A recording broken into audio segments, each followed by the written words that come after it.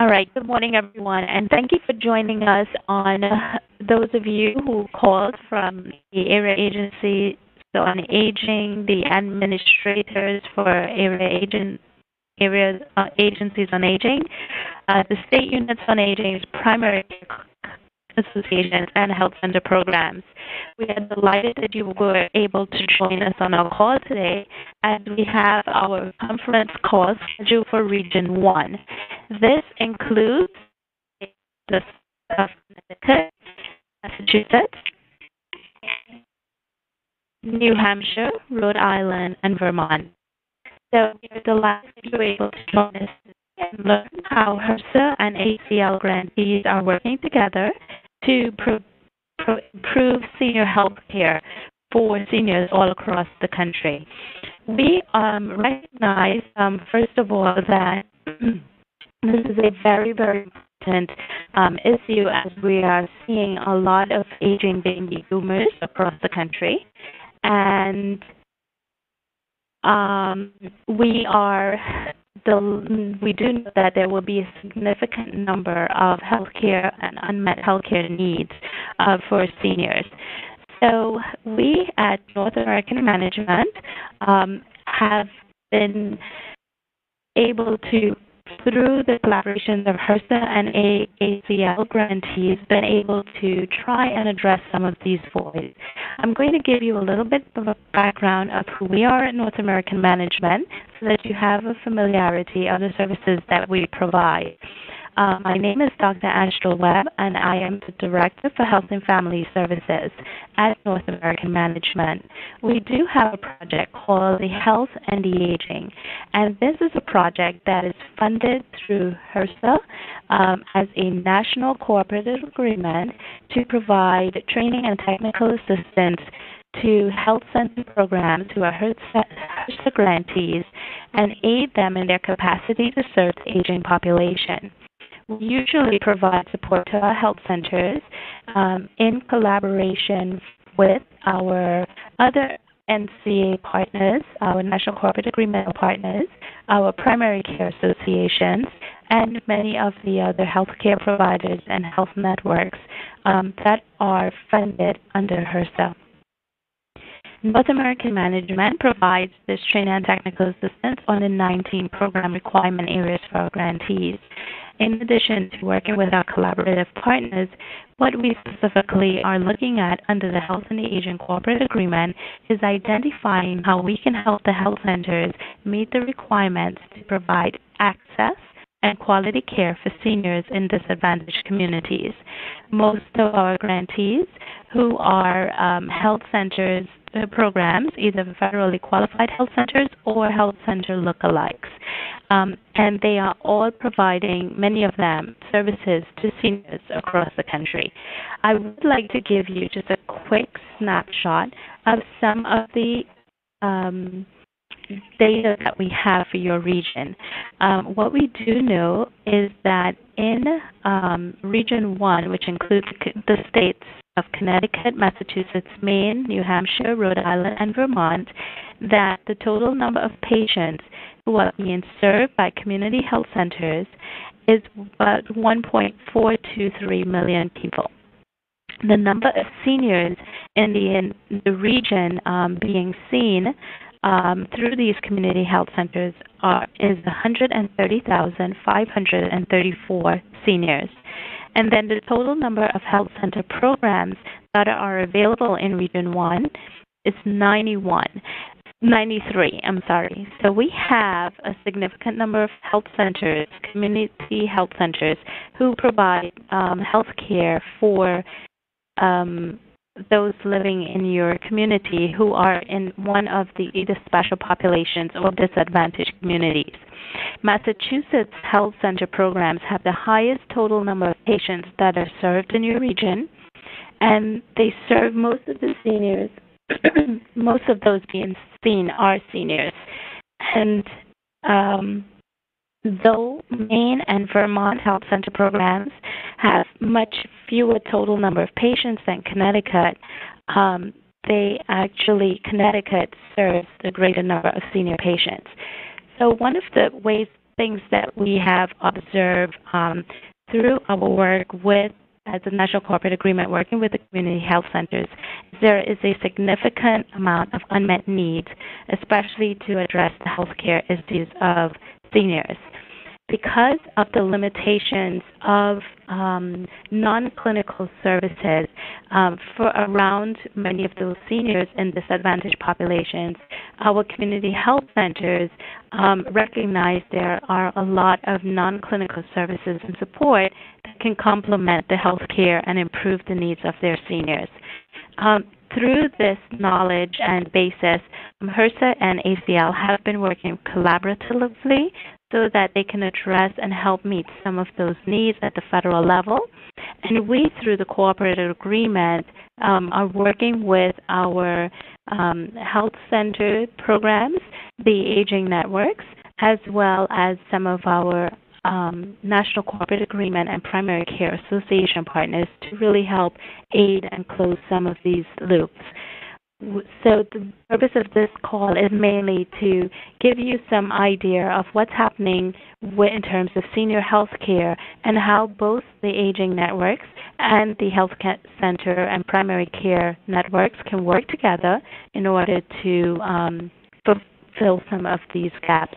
We will discuss a couple of the challenges, a couple of successes, and definitely share some resources and opportunities for collaboration. So I'm really delighted to have on the phone as well some of our aging networks. I am going to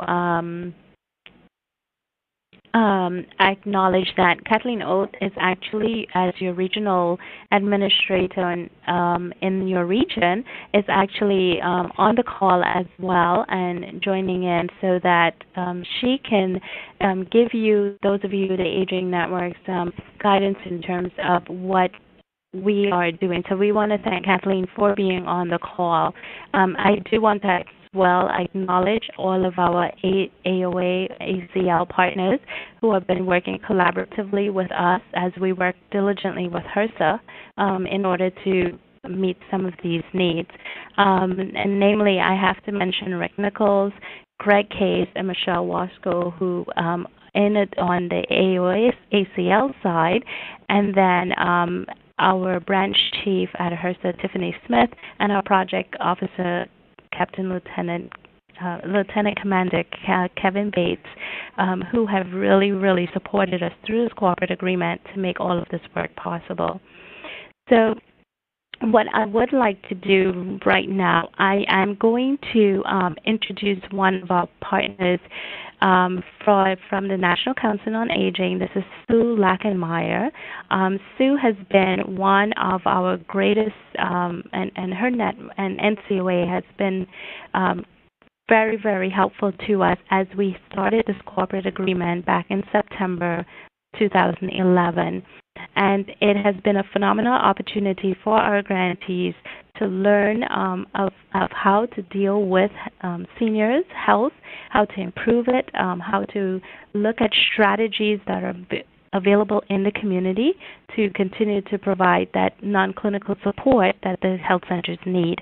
In addition to that, Sue has worked very closely with us on webinars and providing monographs and various of the fact sheets and data information that we have been able to use for this program.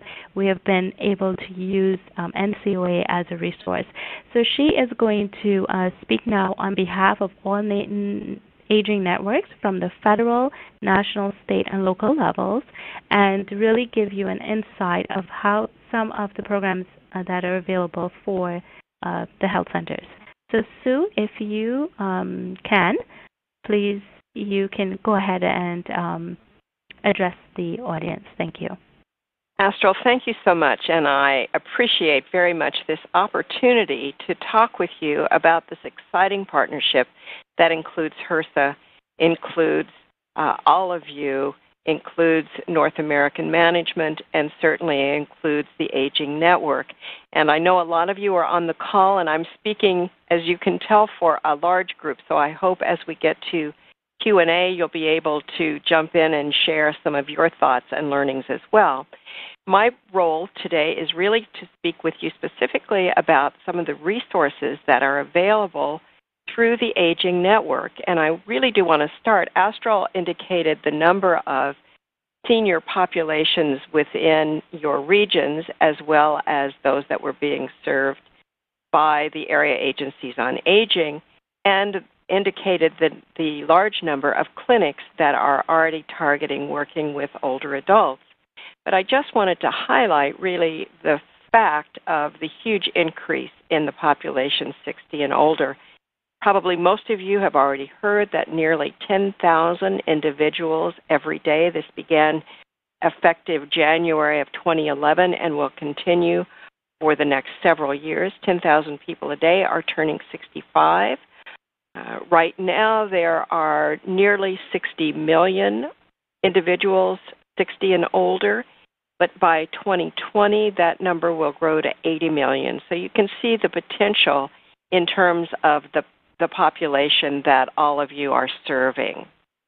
Just a bit of background about the National Council on Aging. We are a nonprofit service and advocacy organization.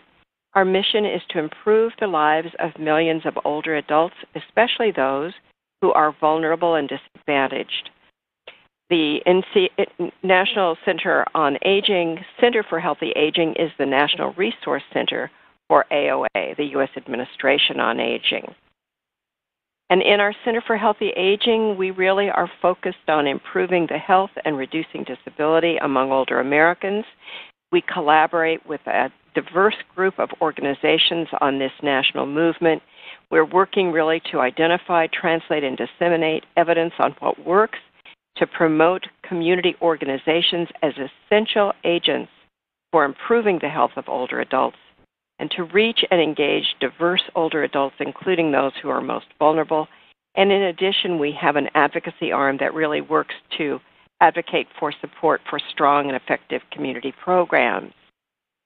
The Administration for Community Living and the Administration on Aging really are key to this new partnership. And the AOA is under the Administration for Community Living umbrella, along with the Office of Disability and the Administration on Developmental Disabilities. And the mission for the Administration on Aging is to help older adults maintain health and independence in their communities. And that has been expanded to include individuals with disabilities of all ages as well. So a bit of background. The Older Americans Act was passed in 1965 in response to a concern about the lack of community social services for older adults.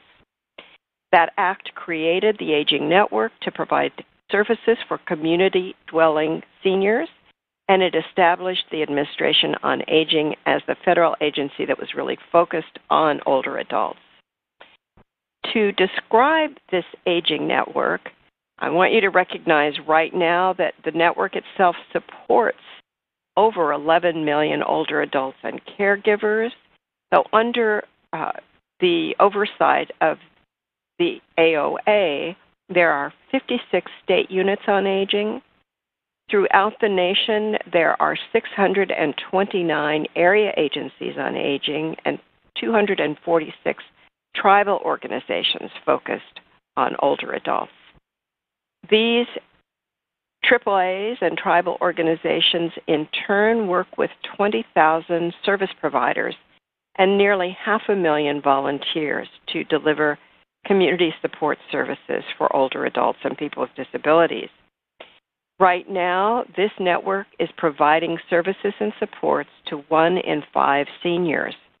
And those services include meals, transportation, hours of personal care, the training and assistance of caregivers, millions of hours of case management, and other services. At the heart of this aging network are what we call aging and disability resource centers throughout the nation, and they are often the same as AAAs or work in close partnership with the AAAs. And they are really the information and referral mechanism that provide no wrong door, person-centered integrated services to community-dwelling older adults. These services include options counseling, Alzheimer's and caregiver support, care transitions, evidence-based programs like the Chronic Disease Self-Management Program, and we're going to be talking about that a little bit later, benefits counseling, meals and rides, and the Veterans Home and Community-Based Services Program. When we really talk about healthy aging and seniors living in the community, what we really understand is that this is more than a program. It really does require a systems change. And so to that purpose, the Chronic Disease Self-Management Program, which is developed by Stanford University and other evidence-based programs, we really believe are tools that can help to deliver health benefits to participants. And that what we need to do is change the system so that older adults can become activated self-managers. So the U.S. Administration on Aging, together with NCOA as the Technical Assistance Center, has been working with the state units on aging and the Aging Network. And over the past 2 years, 47 states, as well as Puerto Rico and the District of Columbia, were funded under an ARA stimulus grant, and through that, the Stanford Chronic Disease Self-Management Program was delivered to over 100,000 participants, nearly 75,000 who completed the programs. In addition, we worked with the states and their local networks to really strengthen coordinated efforts and the delivery system really to work toward optimum health and quality of life for seniors, and to maximize the use of proven self-care management services, really to bring these evidence-based activities to scale and to continue to enhance the sustainability and improve efficiency, quality, and cost. Some examples of the other AOA-supported evidence-based programs include physical activity programs such as the Arthritis Exercise Program, Walk with Ease, Fit and Strong, the self-management programs through Stanford, which is not only the Chronic Disease Self-Management Program, but the Diabetes Self-Management Program.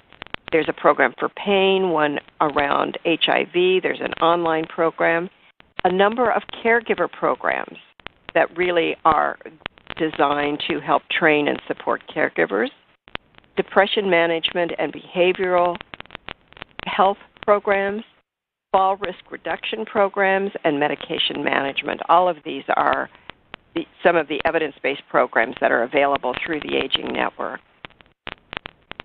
What I really want to do now is to focus a little bit further on the Chronic Disease Self-Management Program and let you know about the work that we've been doing with a number of our community partners around embedding this skill-building program really within the patient-centered medical home. And we really see it as a key component for recognition of NCQA standards.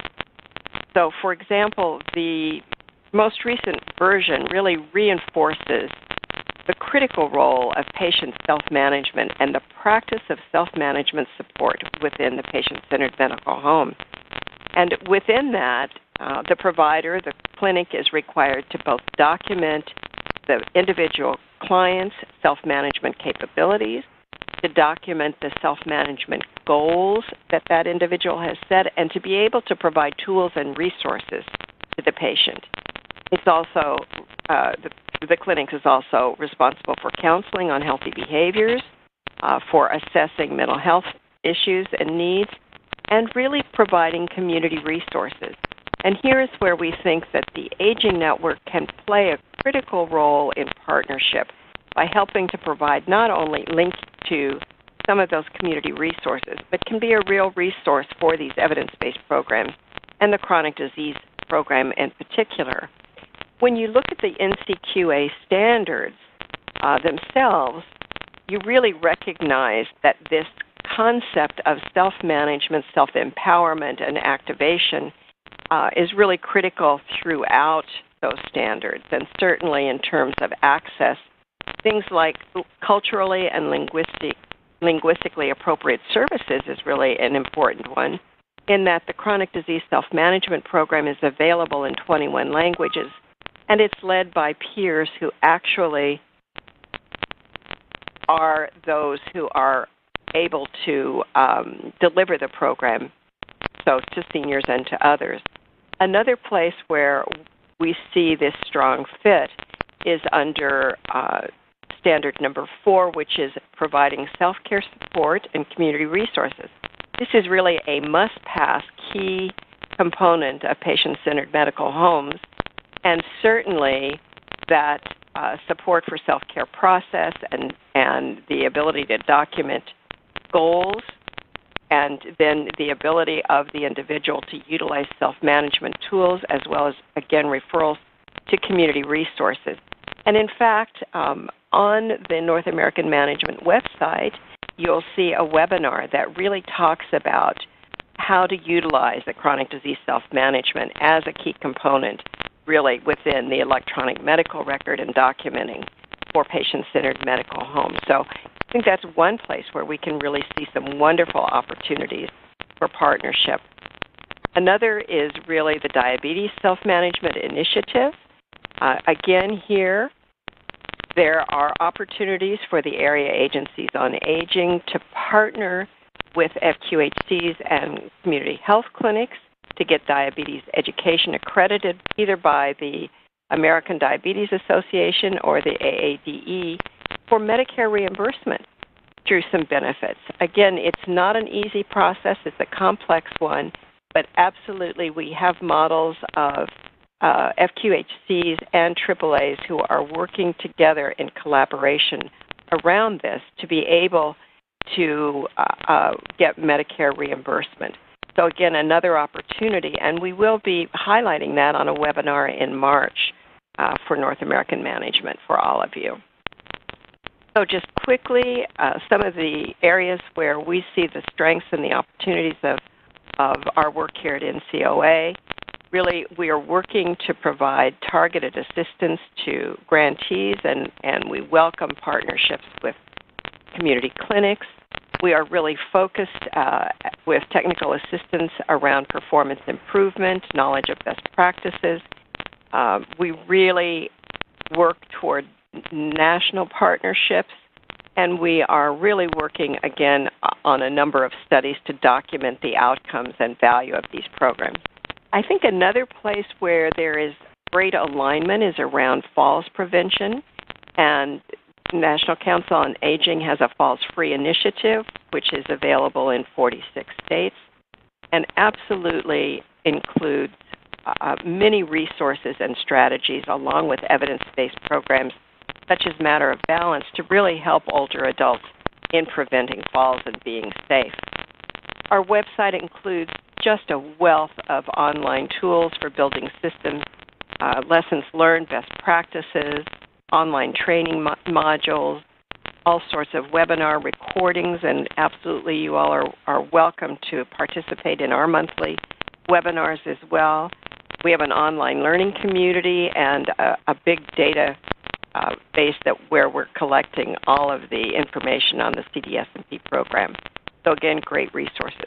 I do want to just iterate again that the federal partners focused around providing this wide array of services to older adults certainly does include AOA, CDC, the Centers for Disease Control and Prevention, HRSA, SAMHSA, Centers for Medicare and Medicaid Services, the state units on aging, state public health departments, state Medicaid offices, and locally we're working with more than 6,000 host and implementation sites that include the area agencies on aging, healthcare systems, lots of them FQHCs, senior centers, senior housing, faith-based organizations, and others. And we have resources both on the AOA website. You can find area agencies in your area by zip code, and certainly the National Council on Aging's website. And I do have a slide deck that I will send that Astral can post so you can get all of these resources in one convenient place. And Astral, I think that's it for me. Thank you very much, Sue. I think, you have provided a tremendous amount of resources and information for the health centers to really know how they can utilize the aging networks for a lot of the support. I would like to introduce Kathleen Ott. Kathleen, if you would just share for a few minutes about the ACL AOA HRSA collaboration. Would be happy to do so. Thank you so much, Dr. Webb. I'm so glad to speak with all of the people who are attending our conference today. It just gives me a great opportunity to welcome you, to help you, and also to help all of us gain an understanding of how we can collaborate together to work towards serving our seniors in the various needs that are presented to us. It just very quickly, one of the things I would like to make mention is I think certainly it's easy to recognize some of the medical and the clinical requirements that senior population requests and also need. But also what is equally important is also the non-clinical services that really improve health and well-being. And back in 1965, when the Older Americans Act was first implemented, community-based programs that actually recognized the clinical as well as the social programs that were necessary to keep people living a well-balanced life was initiated. And coming forward, one of the things that we recognize as we begin this collaboration and discussion is that it's so important to continue the collaboration from the community. And that is what many of our programs do within ACL as well as our HRSA colleagues.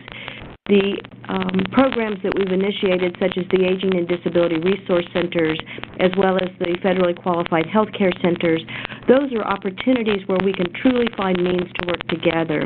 And the beginning of this call is just that. It's an opportunity where we can utilize the efforts of our programming jointly to really serve consumers where they live, and also to bring providers together to recognize the resources that are available to them.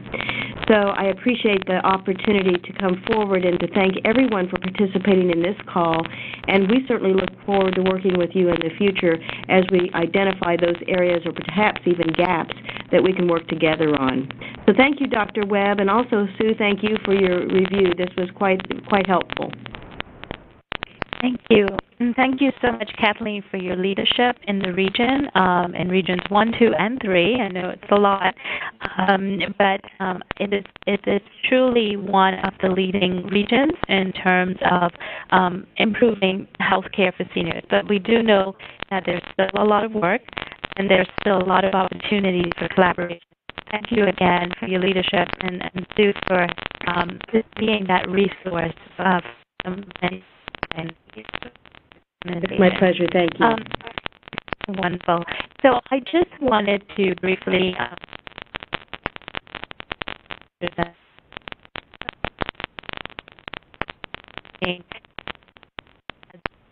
your health. What I will like to say is that 35% of adults that are seen in the FQHCs. Astro, you're really fading out for me. I don't know if you are for others. Only about every third word is coming in. Okay, I will try a little better. It may be my phone line here. Can you hear me any better now? That's much better. Is Sorry it to a little interrupt. better? Okay. Yes. That's okay. I appreciate that.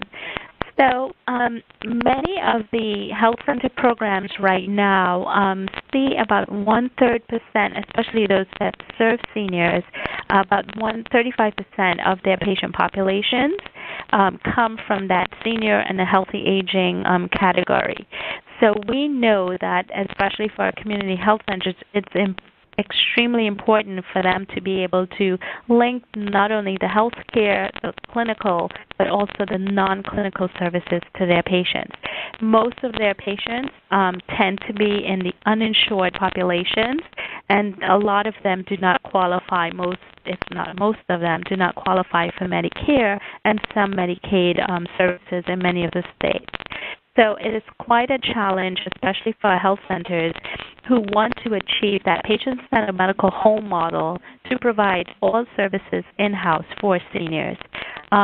A lot of them, through the lessons, through their challenges, have learned to collaborate effectively with other community-based and faith-based organizations, some of them with social organizations, and some of them even through university partners to provide educational programs and opportunities for their patients.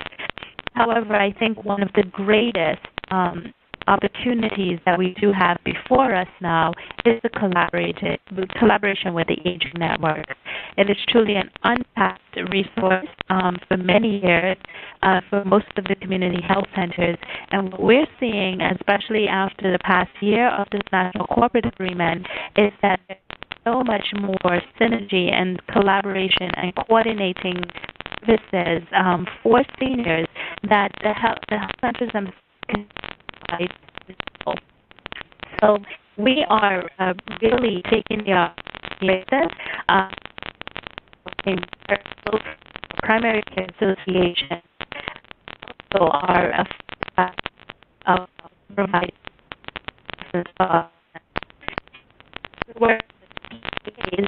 we really want to reach out as well to the regional aging networks and really solidify that collaboration. We do know that ACL and HRSA have done that at the federal level, and through the national and state programs like N4A, NCOA, and so many of the other aging networks, we're being able to connect the health centers at the local level at these partnerships as well.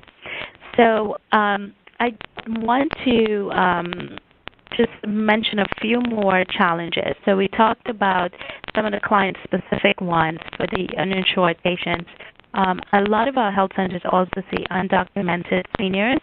So it is an area where they see many various cultures, and they have to be extremely culturally sensitive as well as culturally competent to work with the seniors in this population. They see a significant amount of depressed patients.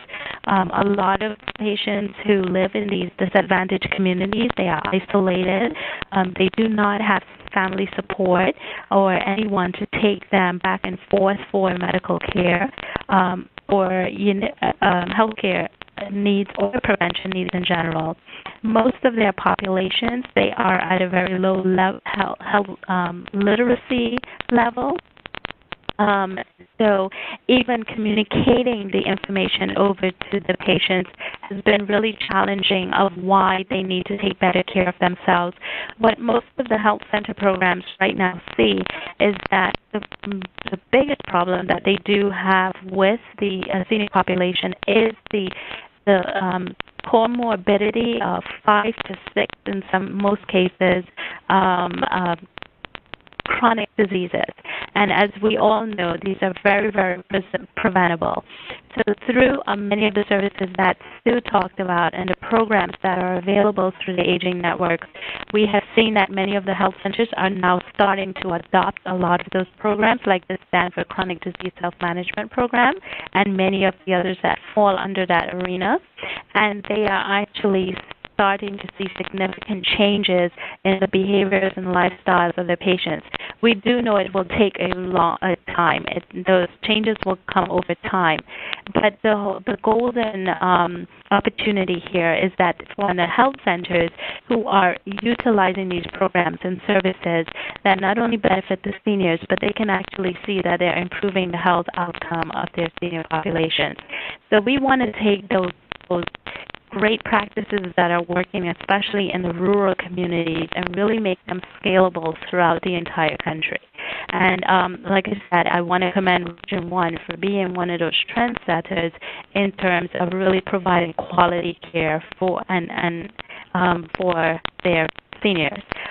We do know that access is very important for many of our health centers.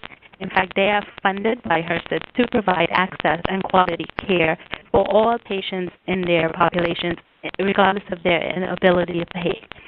So even though most of their patients are in the uninsured category, they and very low income, they do receive that quality care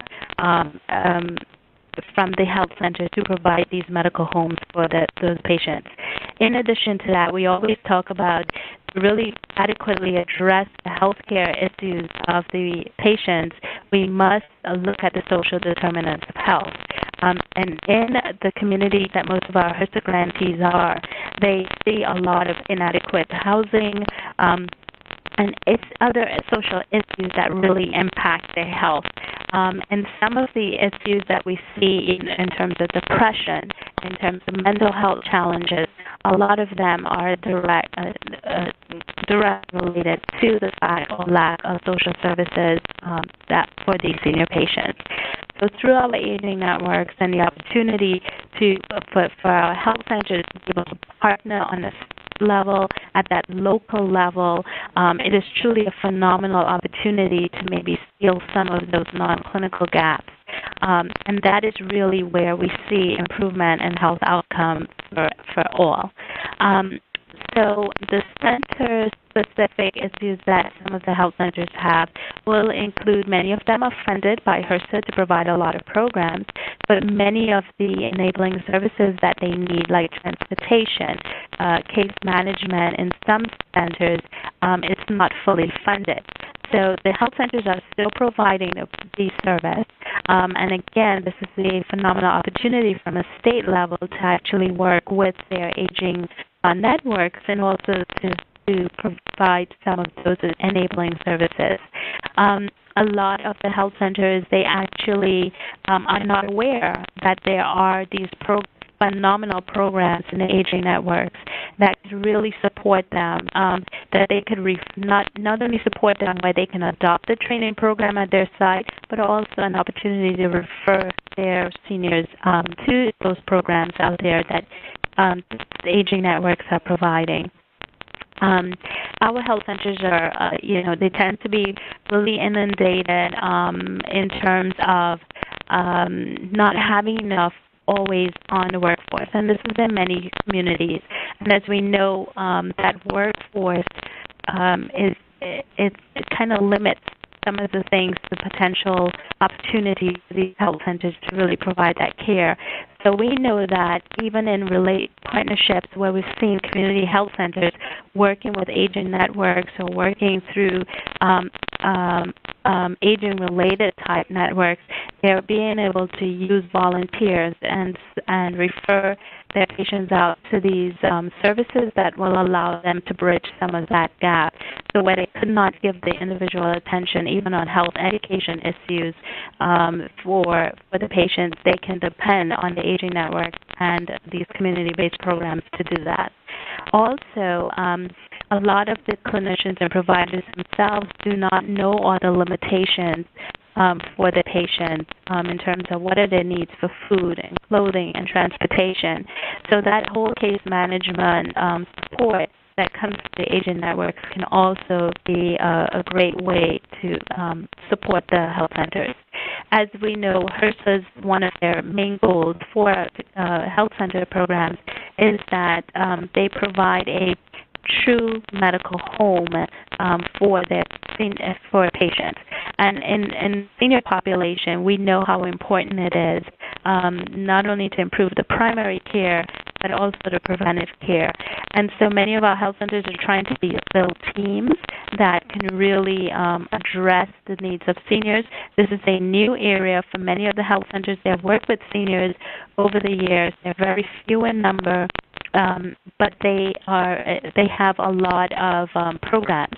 Most of the health centers right now are not currently set up and designed to meet the needs in a medical home model for seniors. And so they are working towards that now that we're seeing how many seniors, aging boomers, are coming out. And as Sue alluded to earlier, by 2020, we'll have so many more seniors that our health centers are starting to get themselves in place to provide that care.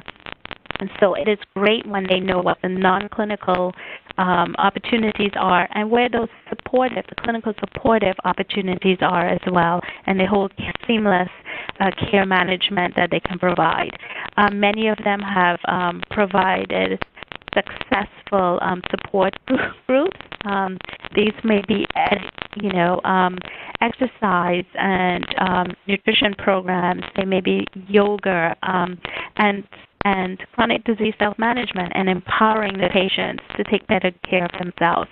And then patient navigators is a very crucial part of addressing not only the workforce issues, but also to really help the senior patients, empower them to take care of themselves. And access to care for many of the grantees the health centers themselves is very, very important. And I think it's lacking in most of the communities, and it's a phenomenal opportunity for the health centers to work with aging networks and try and bridge some of those gaps. So one of the things our health centers try to do is bring these services in-house to make sure that they do not disrupt the lives of the seniors themselves, that they're really able to better take care of all of their needs in a one-stop shop model. And so they provide a lot of services like a pharmacy, which we know is extremely critical in the senior population, to really look at patient safety and to look at making sure that there is no polypharmacy. And this has been a challenge for many of our health centers, but as they are now using electronic health records, and they are, being a lot more successful in terms of making sure that they control that. Some of the other areas of focuses that we see in the senior population is pain management and injury prevention. And like Sue alluded to earlier, we have provided numerous webinars and conference workshops and monographs that we have been able to share with our grantees over the past year. And this has been phenomenal, that the type of training that has been provided through the aging networks that has helped our health professionals be so adapt and equipped to deal with issues like fall prevention, which we know is one of the number one preventable problems seen in the senior population.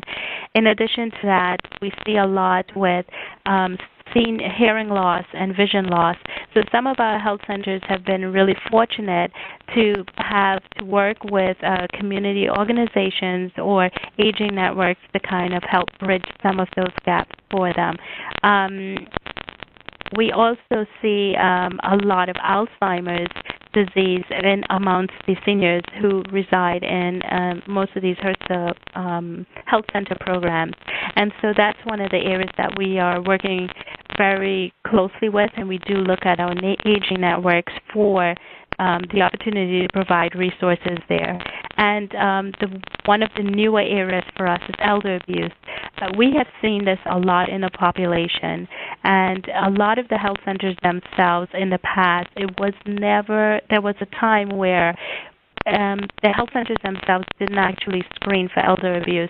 So through what we have learned through our collaborations with the aging networks over the past year and learning of all the phenomenal resources that are provided at the federal and national, state, and local levels, a lot of our grantees have been able to use some of the information, and now they're actually screening for elder abuse.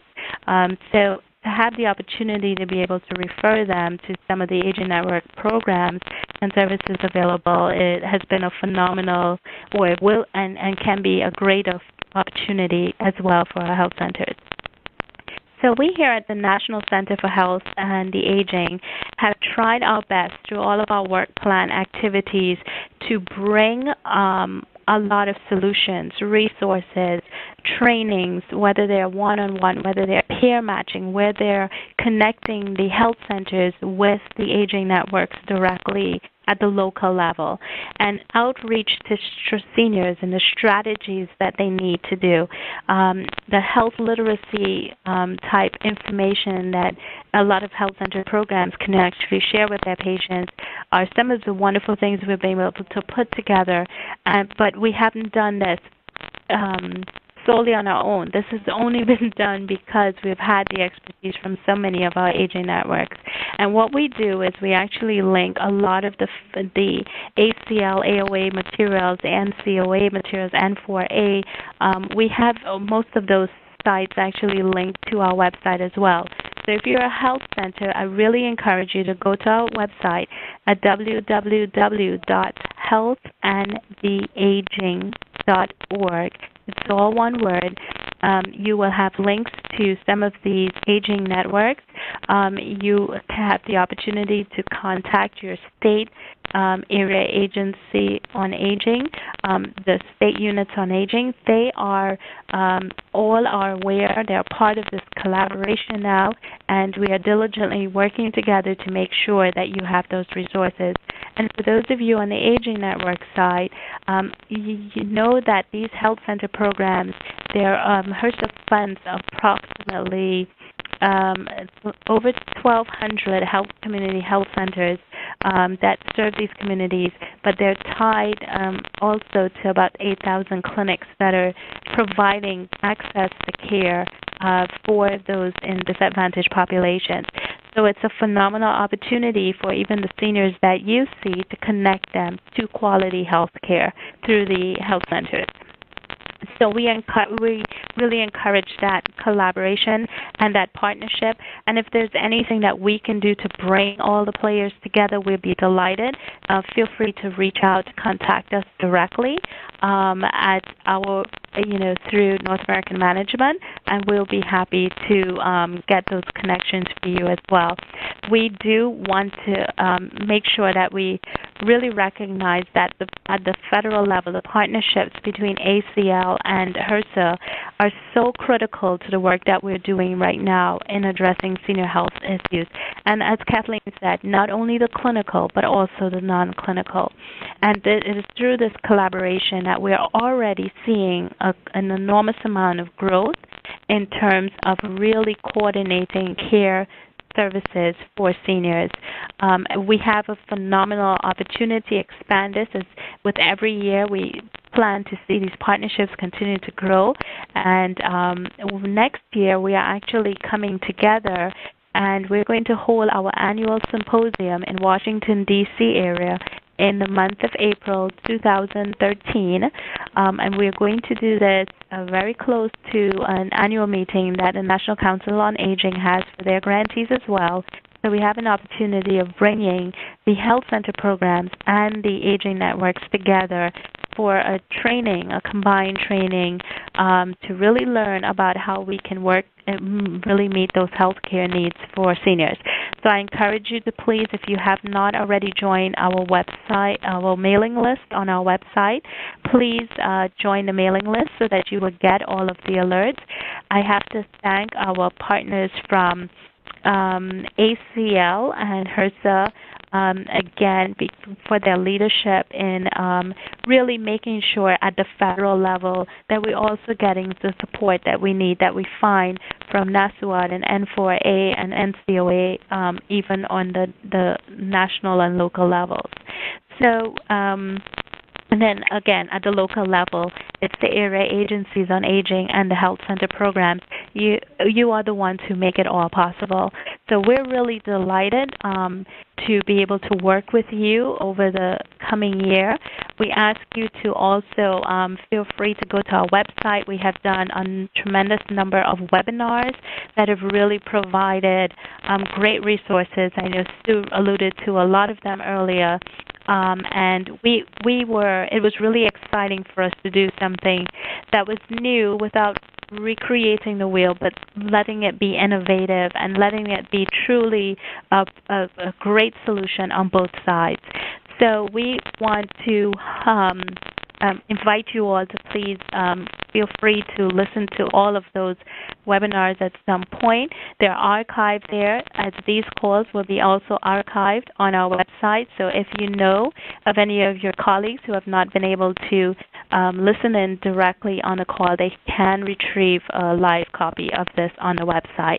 I do want to share a couple of websites with you to please keep in touch be aware of as resources, whether you're aging networks or health center programs. It's a great way to connect. I encourage you, as those of you health center programs, really utilize also your primary care association resources as well, because we will be working with them in the future.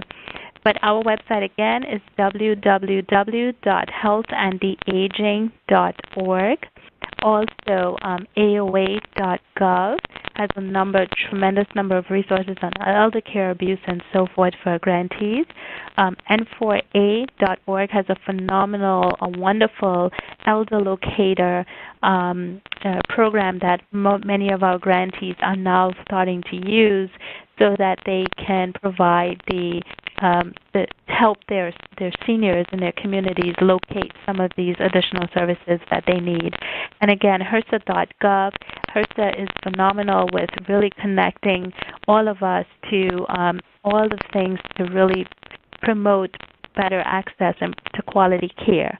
And this is one of the greatest missions that we have. Without HRSA support, we couldn't exist as a national corporate agreement. But not only that, but HRSA has been very, very forefront in trying to make sure that we really can address some of the issues, so through their collaborations with ACL, through its CMS, with SAMHSA, with CDC, with all of the other federal agencies, we have been able to accomplish so much for senior health. And then NCOA.org. One is our greatest resources as well for many of our grantees. So all of these web resources, again, will be available on our website. We encourage our health centers to reach out to us, reach out to your aging networks, contact them locally, contact them at your state level. Feel free. I know Kathleen's region, all of the aging networks are really, really welcoming this opportunity for collaboration. As Sue says as well, it's really an opportunity. So again, I want to thank Kathleen and Sue for also joining me on this call. I don't know if any of you have any last-minute comments for our audience before we end our call today. Astral, this is Sue. I just want to thank you again for the opportunity and look forward to working much more closely both with community health clinics and the AAAs out there. Thank you. Thank you so much. All right. And again, for all of you, especially for the health centers who've taken their time, whether the primary care associations, thank you for being our partners and for really being diligent to help us work with our health centers. And I think we look forward, at North American Management, we really look forward to the opportunity connecting with you even further. And for all of our aging partners at every level, we say thank you. Senior health is really new for us in terms of what we can do, but it's a phenomenal opportunity to really transform healthcare into that medical home model. And we hope that every one of our grantees will have, through this collaboration, through the partnerships, through the resources, will be able to provide a medical home for every single senior in this country. So thank you all for joining us today. If you have any further questions, feel free to contact me here at the healthandtheaging.org. Thank you, everyone.